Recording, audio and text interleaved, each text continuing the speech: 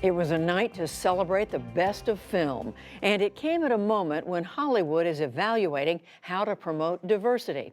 The 91st Academy Awards showcased the triumphs, but wasn't without controversy. In recent weeks, we sat down with a number of the nominees. Amna Nawaz is here to take a look at the ceremony, part of Canvas, our regular arts and culture series. And the Oscar goes to Regina King! A hostless night at the Oscars with winners that spanned race, gender, and cultures. The four main acting awards went to Mahershala Ali for Green Book. Oh my God. Rami Malek for his portrayal of Queen's lead singer Freddie Mercury in Bohemian Rhapsody. And Regina King for If Beale Street Could Talk, based on James Baldwin's novel of a love story nearly destroyed by racism and hate in 1970s New York. Love is what brought you here. And if you trusted love this far, don't panic now. King spoke with the NewsHour about the film earlier this month. It is, as a Black American, just a reminder of how resilient, we are. When you look at our history, that love is a universal theme. Love pushing through trauma. Olivia Colman took home her first Oscar for Best Actress in The Favorite. And Ruth E. Carter and Hannah Beachler became the first African-American women to win Best Costume and Production Design, respectively, for Black Panther. Carter spoke to the NewsHour about wanting to showcase the diversity of Black culture, blended with futuristic themes. This was an opportunity to take, the Afrofuture or the aesthetics of African diaspora and infuse it into this culture and bring it to life in that way. And winning his first Academy Award, director Spike Lee, the Best Adapted Screenplay Oscar for Black Klansman, in which a Black detective goes undercover to infiltrate the Ku Klux Klan in the 1970s. The ceremony also reached across cultures. He would remind me of a great Xhosa phrase. Comedian Trevor Noah, who's from South Africa, played an inside joke in his native tongue of Xhosa, pretending to say one thing, but actually saying, "White people don't know I'm lying." ¿Ya se puede hablar español en los Óscares? And Spanish speakers celebrated their recognition too. Muchas gracias, México. Alfonso Cuarón won Best Director, Cinematography, and Foreign Film for Roma, a semi-autobiographical depiction of his childhood in 1970s Mexico. While viewers saw wider representation within the winners and films themselves, the Academy did not go without criticism, namely for the Best Picture winner, Green Book. Spike Lee and others slammed the award, calling the film a stereotypical story of a white person saving a Black person from peril. We turn now to two of our frequent guides to the movies. Mike Sargent is chief film critic at WBAI Radio in New York and co-president of the Black Film Critics Circle. And Ann Hornaday is chief film critic for The Washington Post. Welcome back to you both. And let's start with the Green Book, which is where our tape piece left off. A couple of the headlines coming out of last night's ceremony. This proves Hollywood's still a sucker for white saviors. Another headline, why do the Oscars keep falling for racial reconciliation fantasies? There's an argument to be made that maybe Green Book wasn't the best picture, best pick. What do you make of that conversation?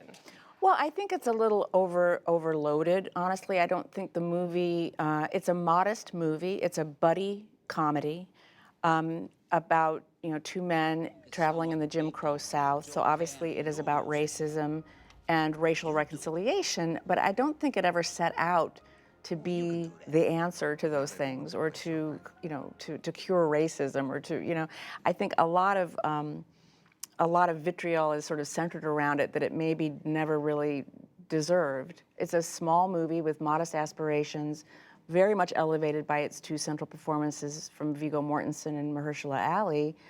It's a family comedy. Let's remember, it's a PG-13 movie that you can take your entire family to. So I think it's really important to always bear in mind what a movie is trying to achieve and judge it on those merits rather than what we're bringing to it. Mike, what do you make of the criticism? A lot of it has to do with the idea that they say some of the facts were bent to fit a good narrative here. That's not anything new in Hollywood, though. Is the criticism fair, you think? Well, I think you have to look at it from two perspectives. I think, I'm a Black film critic, and I know I'm in the minority. I love the film, but I don't know a black counterpart, another black critic who did. They all hate it, and they hate it for all the tropes, the white savior, the magical Negro, all of that. And I understand it, and they're all valid points. But I think the problem here is, you know, not that it's not historically accurate, but this is not the Don Shirley story. Sure, Don Shirley is a much more interesting character than Nick Vallelongo, but it's not about that. It's about when these two men meet and the relationship they had and the effect they had on each other. This is not a film for black folks. This is a film for white folks, and it's a film that the criticism has been that it spoon feeds racism. And you know what? You do have to spoon feed racism to people who don't see it or who don't necessarily acknowledge it. But I will say, I want to add that I have spoken, you know, the audience that I saw it with was a mixed audience, and everyone in that room was enjoying it.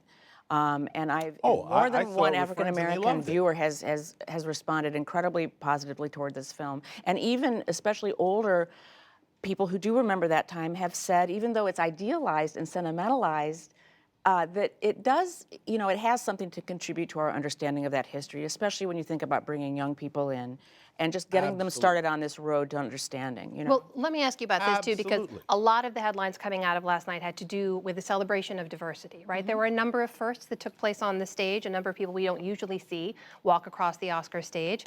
This is a point you and I were talking about earlier too. One of the diversity angles that hasn't gotten a lot of attention, and Anne, I'll start with you on this, was the fact that the movie everyone was talking about, Alfonso Cuarón's Roma, centers a story of an indigenous Mexican woman, a domestic worker. These aren't the kind of stories that we typically see win Oscars. What'd you make of that? Very good point. That was probably my biggest takeaway, was just how organic it felt to have so many different, you know, people from different countries. It was a very global Oscars this year, and I think that is a direct effect of these new members that have been coming into the Academy over the past few years. We've focused on race and gender, but I think that the net effect is really global. You know, it's become a much more international organization and cosmopolitan, and I think they're just pulling their lens back in a really great way to just find film and cinematic stories everywhere, and from a whole bunch of people. I mean, just seeing Hannah Beachler up there and Ruth E. Carter and all of these visions and voices,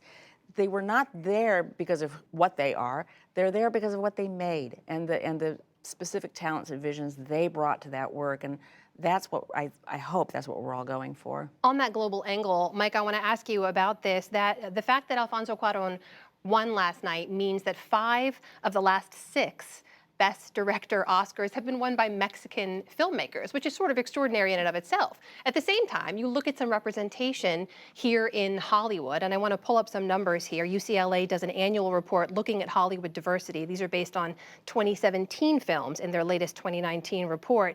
But you look at who is actually represented in all film roles.